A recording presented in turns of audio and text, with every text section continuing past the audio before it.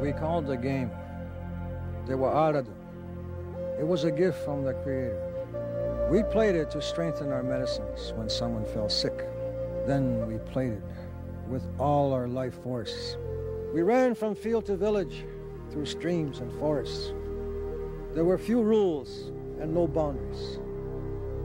Our bodies were strong and unprotected, and we invoked the spirits of the swift and powerful animals to guide us. This is the game we call Te Wa'aradu.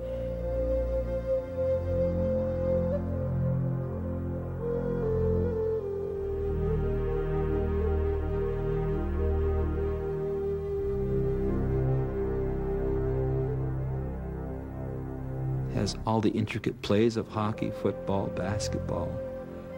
It's just a tremendously exhilarating sport. It's a game that demands reflex, stamina, speed, dexterity. A game would be used in certain healing rites on certain occasions, and is still done today. I think that when I hold that stick, it just I feel more powerful. I feel like I got a power within me, because it's part of our history and our culture, and it's so still alive. It's one of the things that keeps us alive, you know. When non-natives came and first saw the game, they thought it was a very violent game because of the enthusiasm that the people put into it. But it was very misinterpreted. It was never revealed, the spiritual component that our people put into it. Diary entry, August the 14th, 1827. The Indian player made a circuit of many hundred yards amongst the trees, with 30 or 40 swift-footed fellows stretching after him, and he at full speed, holding his stick high over his head, sometimes ducking to avoid a blow, or leaping to escape a trip, or breaking his shins on a fallen tree, but seldom losing hold of his treasure. It made the spectators breathless to look at them. Montreal, 1836. Lacrosse spectators are increasing.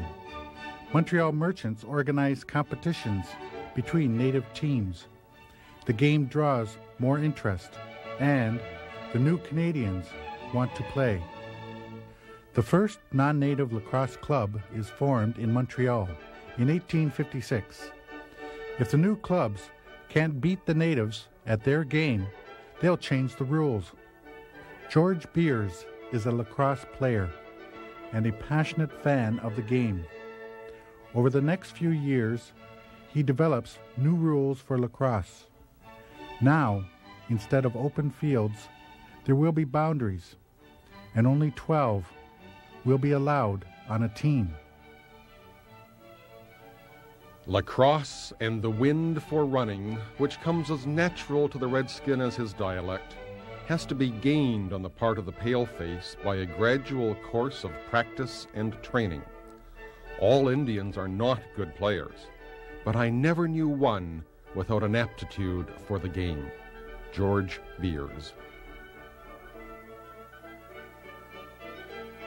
Through the efforts of Beers and others, lacrosse grows in popularity.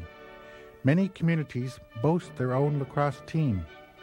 In 1867, the National Lacrosse Association is formed. 2 teams vie for the national title. The Montreal Lacrosse Club loses to the native team from Ganawage.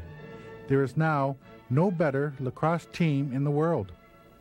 In 1876, 2 Canadian teams are invited to play lacrosse at Windsor Castle. A native team, dressed in striped shirts, red knickers, and white stockings, is matched against the conservatively dressed Montreal Lacrosse Club. Queen Victoria is one of the spectators. The Indians, who had most curious names, came up headed by their chief.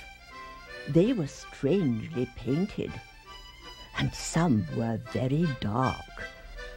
The game was very pretty to watch. I gave both Canadians and Indians